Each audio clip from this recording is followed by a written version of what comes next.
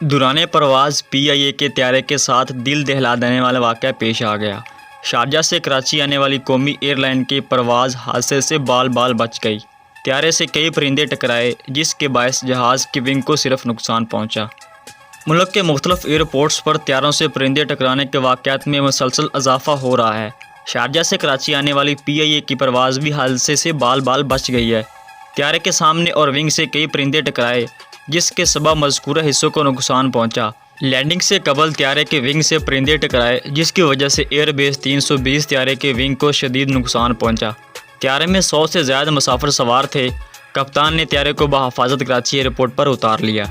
परिंदे टकराने की वजह से त्यारे को ग्राउंड कर दिया गया जिसकी वजह से कराची से लाहौर जाने वाली परवाज़ मनसूख कर दी गई। 24 घंटों के दौरान PIA के 2 त्यारे से परिंदे टकराने के वाक़यात रिपोर्ट हुए हैं। ज़राए का कहना है कि एक हफ़्ते के दौरान मुख्तलिफ एयरपोर्ट्स पर मजमूई तौर पर 5 से ज़ायद परिंदे टकराने के वाक़यात रिपोर्ट हुए हैं।